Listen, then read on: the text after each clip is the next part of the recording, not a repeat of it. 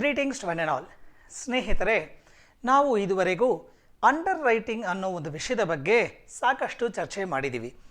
ಕಳೆದ 7 ಸೆಷನ್ಗಳಲ್ಲಿ ಅಂಡರ್ ರೈಟಿಂಗ್ಗೆ ಸಂಬಂಧಪಟ್ಟಂತೆ ಹಲವಾರು ವಿಷಯಗಳನ್ನು ಡಿಸ್ಕಸ್ ಮಾಡಿದ್ದೀವಿ. ಮುಖ್ಯವಾಗಿ ವಾಟ್ ಇಸ್ ಅಂಡರ್ ರೈಟಿಂಗ್, ಆಮೇಲೆ features of under writing, advantages of under writing, ಇದೆಲ್ಲ ನಾವು ಫಸ್ಟ್ ಸೆಷನ್ನಲ್ಲಿ ಡಿಸ್ಕಸ್ ಮಾಡಿ ಸೆಕೆಂಡ್ ಸೆಷನಲ್ಲಿ ಮುಖ್ಯವಾಗಿ SRS ಫಾರ್ಮುಲಾ ಹಾಗೂ ಒಂದು ಪ್ರೊಫಾರ್ಮಾನು ಸಹ ಕಲ್ತ್ವಿ. 3rd, 4th, 5th, 6th and 7th ಸೆಷನ್ಗಳಲ್ಲಿ ಹಲವಾರು ಪ್ರಾಬ್ಲಮ್ಸ್ನೂ ಸಹ ನಾವು ಡಿಸ್ಕಸ್ ಮಾಡಿದ್ದೀವಿ. ಫ್ರೆಂಡ್ಸ್, ಇವತ್ತು ಈ ಒಂದು ಚಾಪ್ಟರ್ನ ಕಡೆಯ ಸೆಷನ್. ಇವತ್ತು ನಾನು ಒಂದು 2 ವಿಷಯಗಳನ್ನು ಡಿಸ್ಕಸ್ ಮಾಡ್ತೀನಿ. ಒಂದು, ಇನ್ನೊಂದು ಪ್ರಾಬ್ಲಮಲ್ಲಿ ಫಾರ್ಮ್ ಅಪ್ಲಿಕೇಶನ್ಸ್ ತಗೊಂಡು ಮಾರ್ಕ್ಡ್ ಥರ ಟ್ರೀಟ್ ಮಾಡಿದ್ರೆ ಅದು ಹೇಗೆ ಮಾಡಬೇಕು ಅನ್ನೋದನ್ನು ಹೇಳ್ತೀನಿ ನಾನು. Again I repeat, today I want to discuss 2 things, only 2 things. First of which is, if there is firm applications and ಆ ಫರ್ಮ್ ಅಪ್ಲಿಕೇಶನ್ನ ಮಾರ್ಕ್ಡ್ ಥರ ಟ್ರೀಟ್ ಮಾಡಿದ್ರೆ ಹೇಗೆ ಪ್ರಾಬ್ಲಮ್ನ ಮಾಡೋದು ಅನ್ನೋದ್ರ ಬಗ್ಗೆ ಚರ್ಚೆ ಮಾಡ್ತೀನಿ. ಎರಡನೇದಾಗಿ, ಇದೇ ಪ್ರಾಬ್ಲಮಲ್ಲಿ ಆ ಫರ್ಮ್ ಅಪ್ಲಿಕೇಶನ್ಸ್ನ ಅನ್ಮಾರ್ಕ್ಡ್ ಥರ ಟ್ರೀಟ್ ಮಾಡಬೇಕಾದ್ರೆ ಅದನ್ನು ಹೇಗೆ ಮಾಡಬೇಕು ಅನ್ನೋದನ್ನು ಹೇಳ್ತೀನಿ. ನಾವು 7th ಸೆಷನ್ ಅಂದರೆ ಕಳೆದ ಸೆಷನಲ್ಲಿ ಇದೇ ವಿಷಯವನ್ನು ಫರ್ಮ್ ಅಪ್ಲಿಕೇಶನ್ಸ್ನ ಅನ್ಮಾರ್ಕ್ಡ್ ಥರ ಟ್ರೀಟ್ ಮಾಡಬೇಕು ಅಂತ ಪ್ರಾಬ್ಲಮಲ್ಲಿ ಹೇಳಿದ್ದ, ಅದೇ ಥರ ಟ್ರೀಟ್ ಮಾಡಿದ್ವಿ. ದೆನ್ ಮಾರ್ಕ್ಡ್ ಥರ ಟ್ರೀಟ್ ಮಾಡಬೇಕು ಅಂದರೆ ಯಾವ ರೀತಿ ಮಾಡಬೇಕು ಅನ್ನೋದನ್ನು ಹೇಳಿದ್ದೀನಿ. ಇವತ್ತು ಮತ್ತೊಂದು ಪ್ರಾಬ್ಲಮ್ನ ತಗೊಂಡು ಆ ವಿಷಯವನ್ನು ಚರ್ಚೆ ಮಾಡೋಣ. Friends, let us move ahead and try to learn the concept with help of a problem. Friends, ಇಂದಿನ ಪ್ರಾಬ್ಲಮ್ ಇದು. Sharada company limited issued 1 lakh shares of ₹10 each. Okay, already ನನ್ನ ಶೈಲಿ ನಿಮಗೆ ತಿಳಿದಿರುತ್ತೆ. ಫಸ್ಟ್ ನಾನು ಗಿವನ್ ಅನ್ನೋದನ್ನು ಬರೀತೀನಿ, ಅದೇ ಥರ ನೀವು ಬರ್ಕೊಳ್ಳಿ. ಫಸ್ಟ್ ನಮಗೆ ಗೊತ್ತಾಗಿರೋದು ಯಾವುದು? Public issue. ಪಬ್ಲಿಕ್ ಇಶ್ಯೂ ಎಷ್ಟಿದೆ? 1 lakh shares. I am going to write that. Friends, I have written public issues 1 lakh shares. ಇದಾಯಿತು. ಎರಡನೇದಾಗಿ, these shares were underwritten as follows ಅಂತ ಹೇಳ್ತಾನೆ. Okay, A 40,000 shares, B 30,000 shares, C 30,000 shares. Okay, ಇದರ ಈ ಒಂದು ಮಾಹಿತಿಯನ್ನು ಸಹ ನಾನು ಬರ್ಕೋತೀನಿ. ಇದರಿಂದ ನಮ್ಗೆ ಏನೇನು ಸಿಗುತ್ತೆ ಅಂದರೆ 2 ವಿಷಯನ ನಾವು ಕಂಡುಹಿಡಿಬೋದು. ಒಂದು, gross liability. Okay, gross liability I can calculate. Of course there is no need for calculations as such, ಇಲ್ಲೇ ಇದೆ. ಈ ಒಂದು ಸ್ಟೆಪ್ಪಲ್ಲಿ ಇನ್ನೊಂದು ವಿಷಯವನ್ನು ಹೇಳಿದ್ದೆ, ಟೋಟಲ್ ತಗೊಂಡು ಕಂಪೇರ್ ಮಾಡಿ ಅಂತ. ಈಗ ಟೋಟಲ್ ತಗೊಂಡ್ರೆ A 40,000, B 30,000, C 30,000, total of which is 1 lakh shares. Okay, now public issue is also 1 lakh shares and gross liability is also 1 lakh shares. ಅಂದ ತಕ್ಷಣ you can conclude and tell that this is complete underwriting. Friends, ಆ ವಿಷಯವನ್ನು ತಿಳ್ಕೊಂಡಿದ್ದೀವಿ. Next, firm applications which are to be treated as marked. Clear ಆಗಿ ಇದನ್ನೇ ನಾನು ಕಳೆದ ಸೆಷನಲ್ಲಿ ಹೇಳಿದ್ದೆ. ಪ್ರಾಬ್ಲಮ್ನ ದಯವಿಟ್ಟು ಓದಿ. ಇಲ್ಲಿ ಏನು ಹೇಳಿದ್ದಾನೆ? ಫಾರ್ಮ್ ಅಪ್ಲಿಕೇಶನ್ಸ್ನ ಮಾರ್ಕ್ಡ್ ಥರ ಟ್ರೀಟ್ ಮಾಡಬೇಕು ಅಂತ ಹೇಳಿದ್ದಾನೆ. Fine, we will do that. ನಾವು ಫಾರ್ಮ್ ಅಪ್ಲಿಕೇಶನ್ಸ್ ಎಷ್ಟು ಅಂತ ಕೊಟ್ಟಿದ್ದಾನೆ? A 10,000, B 5,000, C 5,000. ಇದನ್ನು ಇಲ್ಲಿ ಬರೆಯೋಣ. This is firm application. Firm applications, A 10,000 shares, B 5,000 shares and C also 5,000 shares. Friends, I have completed that.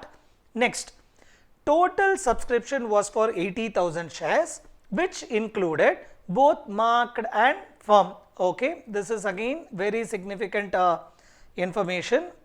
First, total subscription ಕೊಟ್ಟಿದ್ದಾನೆ, ಇದನ್ನು ಬರೆಯೋಣ. Total subscription is 80,000 shares. Okay, ನಾವು this 80,000 shares include both marked and firm applications ಅಂತ ಹೇಳಿದ್ದಾನೆ. Okay, it includes marked, it includes firm, it also includes unmarked. ಅಂದ ತಕ್ಷಣ ಈ ಪ್ರಾಬ್ಲಮಲ್ಲಿ total subscription includes marked, firm as well as unmarked. ಈ ವಿಷಯವನ್ನು ಗಮನದಲ್ಲಿ ಇಟ್ಕೊಳ್ಳಿ. I will come back to this in a while. ನಾವು ದಿ ಮಾರ್ಕ್ಡ್ ಅಪ್ಲಿಕೇಶನ್ಸ್ ಕೊಟ್ಟಿದ್ದಾನೆ. Marked applications A 20,000, B 15,000, C 15,000. I will write that as well. Okay, A 20,000, B 15,000 and C 15,000 shares. Prepare a statement of underwriter's liability. We will do that. Friends, these are the information given in the question. Public issue 1 lakh, it is complete underwriting anta tilkondidivi. Firm applications kottidane, firm underwriting ide anta artha. Total subscription which includes marked, firm and unmarked. Idu ಸ್ವಲ್ಪ ಗಮನದಲ್ಲಿ ಇಟ್ಕೊಳ್ಳಿ. Then he says that marked applications are as under. ನಾವು marked applications ಕೊಟ್ಟಿದ್ದಾನೆ, ಅದನ್ನು ಸಹ ಬರ್ಕೊಂಡಿದ್ದೀವಿ. Friends, now we shall start the problem. Before we start the problem, you need to have two things in mind. One is SRS formula and the second one is pro forma. Fine. Friends, let us see what SRS formula is. Friends, this is the SRS formula that I was talking about. Step 1, check if it is complete or partial underwriting. We already checked it and we can now conclude that it is complete underwriting. Now, ಎರಡನೇದಾಗಿ firm underwriting ಇದೆಯಾ ಇಲ್ವಾ ಅಂತ ನೋಡಬೇಕು. ಖಂಡಿತ ಈ problem ಅಲ್ಲಿ firm underwriting ಇದೆ. Yes, there is firm underwriting.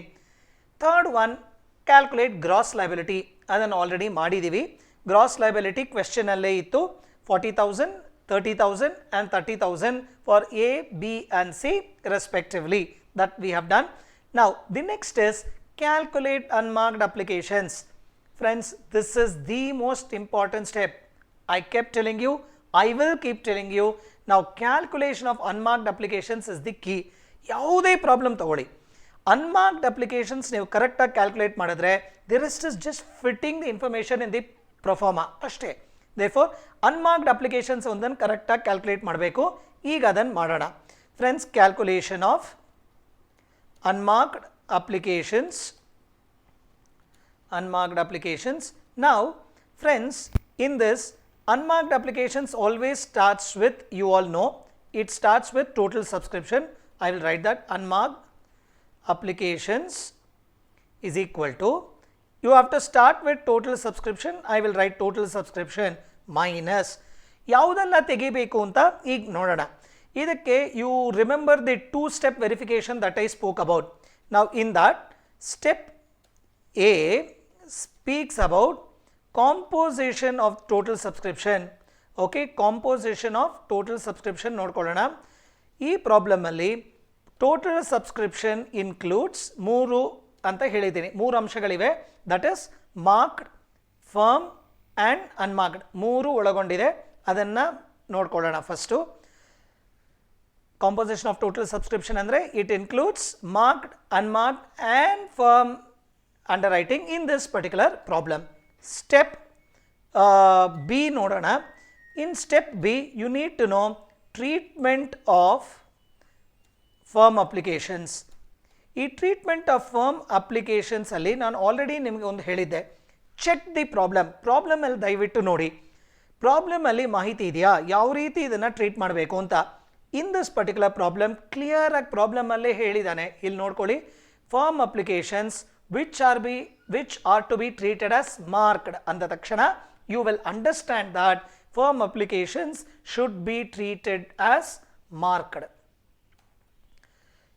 ಈ ಒಂದು ಮಾಹಿತಿನೂ ಸಿಕ್ತು. ಈ 2-step ವೆರಿಫಿಕೇಶನ್ ಅಲ್ಲಿ you have check the composition of total subscription, therefore marked, firm and unmarked 3 ಇತ್ತು. ಟ್ರೀಟ್ಮೆಂಟ್ ಆಫ್ ಫರ್ಮ್ ಅಪ್ಲಿಕೇಶನ್ಸ್, ಈ ಫರ್ಮ್ ಅಪ್ಲಿಕೇಶನ್ಸ್ನ ಯಾವ ಥರ ಟ್ರೀಟ್ ಮಾಡಬೇಕು, ಮಾರ್ಕ್ಡ್ ಥರ ಟ್ರೀಟ್ ಮಾಡಬೇಕು. ಆ ಒಂದು ವಿಷಯನೂ ತಿಳ್ಕೊಂಡಿದ್ದೀವಿ. ಫ್ರೆಂಡ್ಸ್, ಈಗ ಅನ್ಮಾರ್ಕ್ಡ್ ಅಪ್ಲಿಕೇಶನ್ಸ್ ಕ್ಯಾಲ್ಕುಲೇಟ್ ಮಾಡಬೇಕು ಅಂತ ಹೇಳಿದ್ರೆ ಈಗ ಇಲ್ಲಿ ನೋಡ್ಕೊಳ್ಳಿ, ಈ ಫರ್ಮ್ ಅಪ್ಲಿಕೇಶನ್ಸು ಮಾರ್ಕ್ಡ್ ಜೊತೆಗೆ ಸೇರ್ಕೊಂಡಿದೆ. ಈ ಫರ್ಮ್ ಅಪ್ಲಿಕೇಶನ್ಸು ಮಾರ್ಕ್ಡ್ ಜೊತೆಗೆ ಸೇರ್ಕೊಂಡಿರೋದ್ರಿಂದ ನಮಗೆ ಬರೀ ಅನ್ಮಾರ್ಕ್ಡ್ ಉಳ್ಕೊಂಡಿದೆ. ನಮಗೆ ಬೇಕಾಗಿರೋದು ಅನ್ಮಾರ್ಕ್ಡ್. ಇದರಲ್ಲಿ ಯಾವುದು ಬೇಡ, ಫರ್ಮು ಬೇಡ, ಮಾರ್ಕ್ಡು ಬೇಡ. ಯಾಕೆ ಫರ್ಮ್ ಬೇಡ? ಬಿಕಾಸ್ ಇದು ಮಾರ್ಕ್ಡ್ ಜೊತೆಗೆ ಸೇರ್ಕೊಂಡಿರೋದ್ರಿಂದ ನಮಗೆ ಫರ್ಮ್ ಅಪ್ಲಿಕೇಶನ್ಸು ಬೇಡ, marked any which way we don't require. Therefore what all you should deduct, less marked, less firm applications. Okay, ಈ ಎರಡನ್ನೂ ಸಹ ನಾವು ಡಿಡಕ್ಟ್ ಮಾಡಬೇಕಾಗತ್ತೆ. ಟೋಟಲ್ ಸಬ್ಸ್ಕ್ರಿಪ್ಷನಿಂದ marked applications as well as firm ಅಪ್ಲಿಕೇಶನ್ಸ್ನ ನಾವು ಡಿಡಕ್ಟ್ ಮಾಡಿ ನೋಡೋಣ. ಫ್ರೆಂಡ್ಸ್, ಟೋಟಲ್ ಸಬ್ಸ್ಕ್ರಿಪ್ಷನ್ 80,000 ಇತ್ತು. ಈ 80,000ನಲ್ಲಿ ಮಾರ್ಕ್ಡ್ ಅಪ್ಲಿಕೇಶನ್ಸ್ ಎಷ್ಟಿದೆ? Marked applications 20,000, 15,000, 15,000 for A B and C respectively. ಅದನ್ನು ಇಲ್ಲಿ ಬರೀತೀನಿ. 20,000 plus 15,000 plus 15,000 was marked. Fine. Also you have to deduct firm. ಯಾಕೆ? ಇದು ಮಾರ್ಕ್ಡ್ ಥರ ಟ್ರೀಟ್ ಮಾಡೋದ್ರಿಂದ ಅನ್ಮಾರ್ಕ್ಡ್ ಅಲ್ಲಿ ಬೇಕಾಗಿಲ್ಲ. Therefore you will deduct. Okay, firm applications ಎಷ್ಟಿದೆ? 5,000, sorry 10,000, 5,000 and 5,000. I will write that as well. 10,000 of Mr. A, 5,000 of Mr. B and 5,000 of Mr. C. Friends, ಇದನ್ನು calculate ಮಾಡಿದ್ರೆ 80,000 minus the total marked is 50,000 minus total firm is 20,000. ಇದನ್ನು simplify ಮಾಡಿದ್ರೆ you will get 10,000 shares. Friends, unmarked applications calculation ಆಗಿದೆ. Now this is the key step. Keep that in mind. Now step 4 ಅಲ್ಲಿ calculation of unmarked applications ಆಗಿದೆ 10,000. ಮತ್ತೆ ಹೇಳ್ತಾ ಇದ್ದೀನಿ, ಈ marked and firm ಎರಡನ್ನೂ ಮೈನಸ್ ಮಾಡಬೇಕು. ಯಾಕೆ? Firm is treat as marked. Marked ಅಂತ ಬಂದರೆ ಫರ್ಮನು ಜೊತೆಗೇನೆ, because you are treating as marked, ಅದನ್ನು ಸಹ ಕಳಿಬೇಕಾಗುತ್ತೆ ಟೋಟಲ್ ಸಬ್ಸ್ಕ್ರಿಪ್ಷನಿಂದ. Friends, I have done that and I have calculated unmarked applications. Next, sort out marked applications. ಇದು ಕ್ವೆಶ್ಚನಲ್ಲಿ ಸಾರ್ಟ್ ಔಟ್ ಆಗಿತ್ತು. We know that marked applications are 20,000, 15,000 and 15,000 for A, B and C respectively. ಅದಾಗಿದೆ. Now last step, follow the proforma. Proforma ಯಾವ ರೀತಿ ಇದೆಯೋ ಅದನ್ನು ಮಾಡಿ you can arrive at the solution. Friends, now we shall look into the proforma and try to solve the problem. ಈಗ preparations are done. You have to start the problem and calculate the underwriter's liability. Now let us proceed to that. Friends, now we are ready with the proforma. Let us calculate. Now gross liability, you know that gross liability was 40,000 for Mr. A, 30,000 for Mr. B and 30,000 for Mr. C. Now the total of which is 1 lakh shares. Friends, gross liability ಆದ ತಕ್ಷಣ let us proceed, and the very first thing that you do is deduct unmarked applications. ಈಗ ನಾನು unmarked applications ನ deduct ಮಾಡ್ತೀನಿ. Unmarked applications. Now unmarked applications you have just calculated, and the total of unmarked applications is 10,000 shares. Total column alli barkoli. By now you all know that this total of unmarked application has to be distributed to A, B and C in the gross liability ratio. Friends, now Mr. A ಗೆ ಎಷ್ಟು ಸಿಗುತ್ತೆ? That is 10,000 into 4 by 10, because 4:3:3 is the gross liability ratio. Now this would give you 4,000 shares. Now for Mr. B, it is 10,000 into 3 by 10, that shall give you 3,000 shares. Now for Mr. C, it is same, 10,000 into 3 divided by 10, which shall give you 3,000 shares. Friends, the distribution of unmarked application is completed. Now how much is that? 4,000. I will put it here. For B it is 3,000 shares, and for C also it is 3,000 shares. Friends, now let us take the difference between these two. Now ಇದೆಷ್ಟು ಬರುತ್ತೆ? 36,000. In this case it is 27,000, and in this case it is 27,000. Now the total is 90,000. Friends, we have completed till here, and let us proceed to the next step. Next step ಇಲ್ಲಿ ಏನು ಮಾಡಬೇಕು? Less marked applications. You all know marked applications. Marked applications question ಅಲ್ಲೇ ಇದೆ. Marked applications you will get it as 20,000, 15,000, 15,000. ಇಲ್ಲಿ firm applications ಸಹ marked ಥರ treat ಮಾಡೋದ್ರಿಂದ marked ಜೊತೆಗೆ ಫರ್ಮ್ನ ಆ್ಯಡ್ ಮಾಡಿ ತಗೋಬೇಕಾಗತ್ತೆ.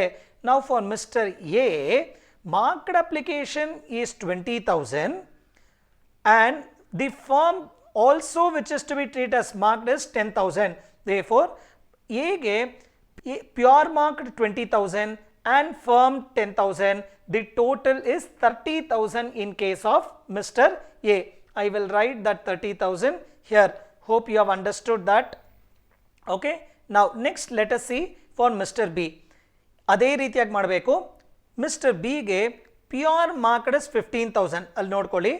Pure marked is 15,000 and firm applications is 5,000. ಯಾಕೆ add ಮಾಡ್ತಾ ಇದ್ದೀನಿ? ಈ ಫರ್ಮ್ ಅಪ್ಲಿಕೇಶನ್ಸು ಮಾರ್ಕ್ಡ್ ಜೊತೆಗೆ ನಾವು ಆ್ಯಡ್ ಮಾಡಿ ತಗೋಬೇಕು. ಯಾಕೆ ಅಂತ ಹೇಳಿದ್ರೆ you are treating firm applications as marked, ಆದ ಕಾರಣ ನಾವು ಮಾಡ್ತಾ ಇದ್ದೀವಿ.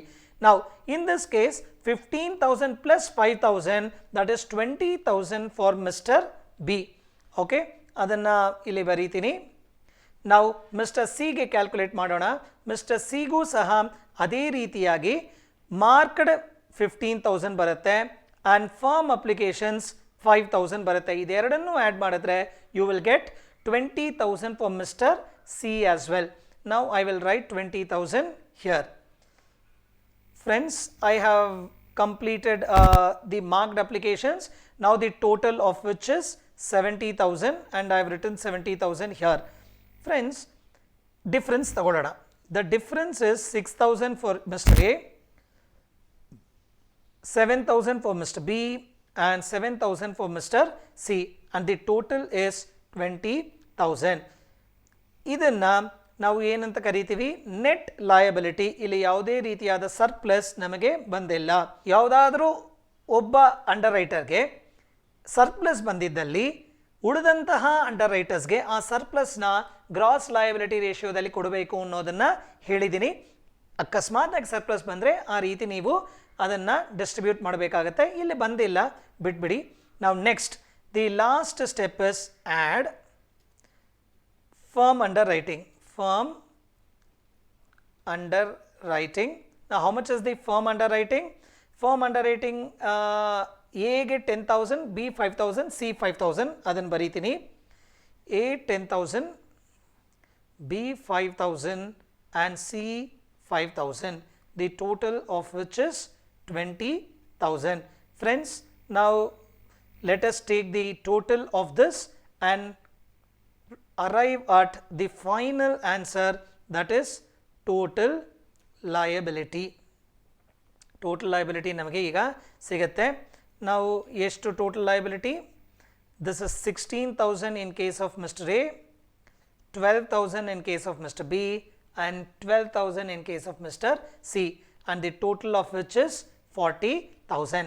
Friends, firm applications ನ ಮಾರ್ಕ್ಡ್ ಥರ ಟ್ರೀಟ್ ಮಾಡಬೇಕು ಅಂತ ಹೇಳಿದ್ರೆ ಈ ರೀತಿಯಾಗಿ ಮಾಡ್ತೀವಿ.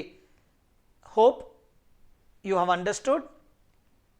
You have to be little more careful in only one step, that is calculation of unmarked applications. And ಇಲ್ಲಿ ಮಾರ್ಕ್ಡ್ ಅಪ್ಲಿಕೇಶನ್ಸ್ ಬರೆಯುವಾಗ ಆ ಫರ್ಮ್ ಅಪ್ಲಿಕೇಶನ್ಸ್ನ ಆ್ಯಡ್ ಮಾಡಿ ಮಾಡಬೇಕಾಗತ್ತೆ. ಅದನ್ನು ದಯವಿಟ್ಟು ಮನಸ್ಸಲ್ಲಿ ಇಟ್ಕೊಳ್ಳಿ.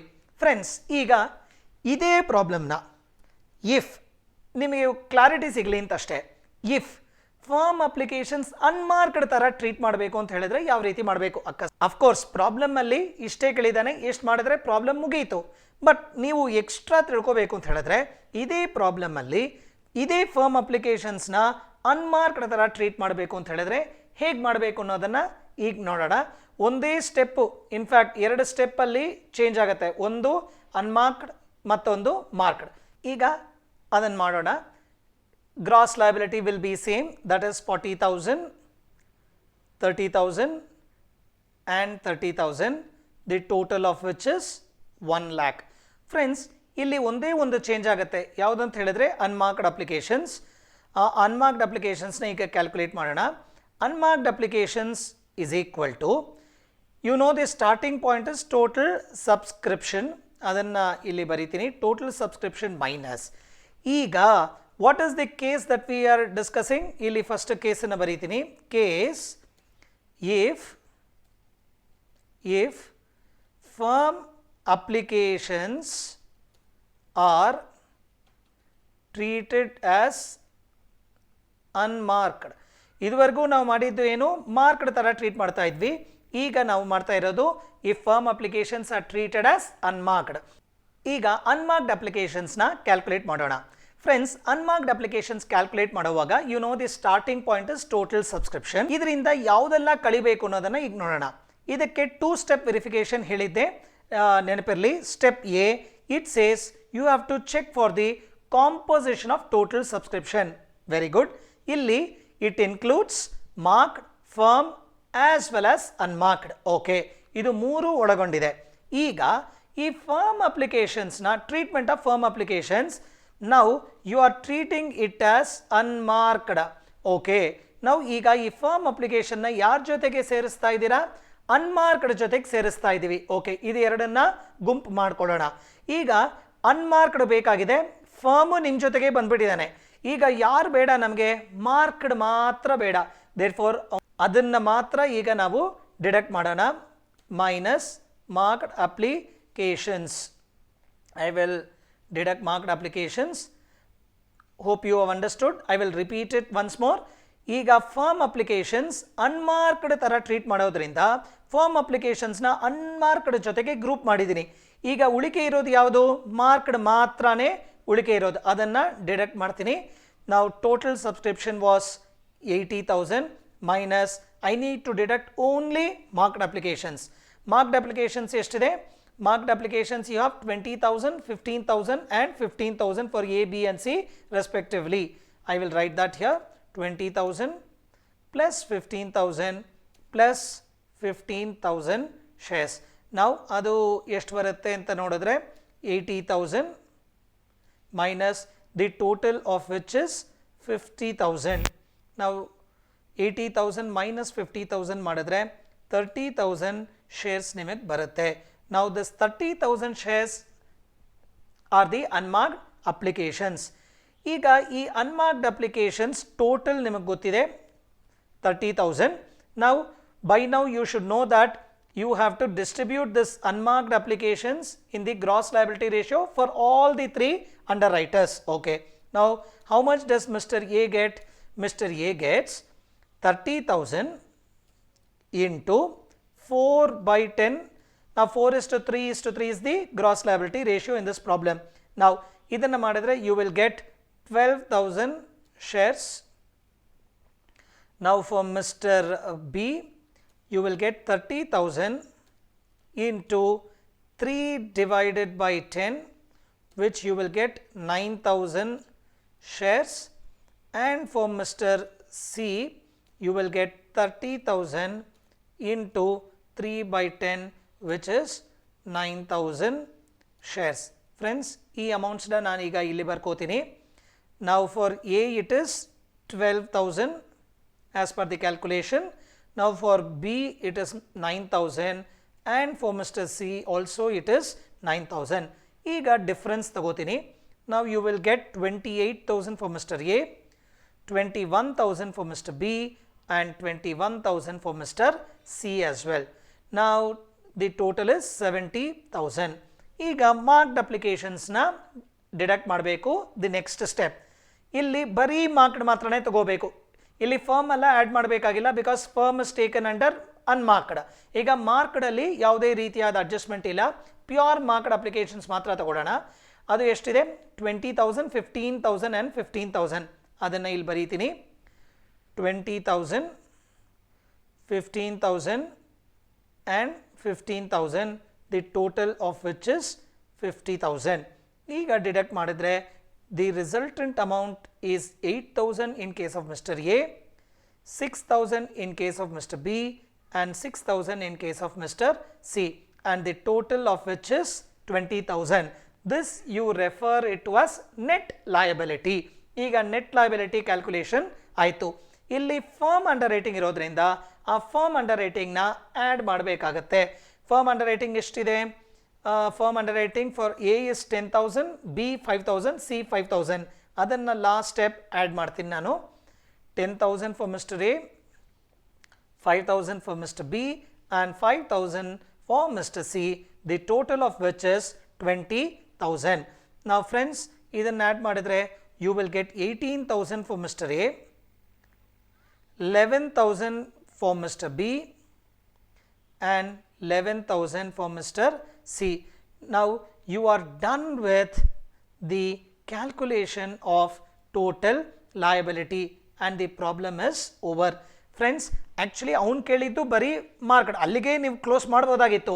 ಬಟ್ ನಿಮ್ಮ ಅಂಡರ್ಸ್ಟ್ಯಾಂಡಿಂಗೋಸ್ಕರ ಫರ್ಮ್ ಅಪ್ಲಿಕೇಶನ್ಸ್ನ ಅನ್ಮಾರ್ಕ್ಡ್ ಥರ ಟ್ರೀಟ್ ಮಾಡಬೇಕು ಅಂತ ಹೇಳಿದ್ರೆ ಹೇಗೆ ಮಾಡಬೇಕು ಅನ್ನೋದನ್ನು ತಿಳಿಸ್ಕೊಟ್ಟಿದ್ದೀನಿ. ಇನ್ನೊಂದು ಹೇಳೋಕ್ಕೆ ಇಷ್ಟಪಡ್ತೀನಿ, ಕೆಲವೊಂದು ಎಕ್ಸಾಮಿನೇಷನ್ ಪ್ರಾಬ್ಲಮ್ಸಲ್ಲಿ ಒಂದೇ ಪ್ರಾಬ್ಲಮಲ್ಲಿ you need to calculate the total liability when firm application is treated as marked as well as when firm application is treated as unmarked. ಅಂತಹ ಪ್ರಾಬ್ಲಮಲ್ಲಿ ಇದೇ ರೀತಿ ನೀವು ಮಾಡಬೇಕು. ಫಸ್ಟು ಮಾರ್ಕ್ಡ್ ಥರನೋ ಅನ್ಮಾರ್ಕ್ಡ್ ಥರನೋ ಯಾವ ಥರ ಆದರೂ ಸರಿ, ಎರಡೂ ರೀತಿಯಾಗಿ firm application when treated as marked ಮಾಡಬೇಕು, firm application when treated as unmarked. ಕ್ವೆಶ್ಚನಲ್ಲೇ ಹೇಳಿರ್ತಾನೆ, calculate under liability if firm underwriting is treated as marked, if firm underwriting is treated as unmarked. ಬಹುಶಃ ಅಂತಹ ಪ್ರಾಬ್ಲಮ್ಗಳೇ ನಿಮಗೆ 14 ಮಾರ್ಕ್ಸ್ಗೆ ಎಕ್ಸಾಮಲ್ಲಿ ಬರುತ್ತೆ. ಆದ ಕಾರಣ ನಾನು ಎರಡೂ ಕೇಸಸಲ್ಲಿ ಮಾಡಿದ್ದೀನಿ. Case 1 if firm underwriting is treated as marked ಮಾಡಿದ್ದೀನಿ, case 2 if firm applications are treated as unmarked. ಇದು ಎರಡನ್ನೂ ನಾನು ತಿಳಿಸ್ಕೊಟ್ಟಿದ್ದೀನಿ.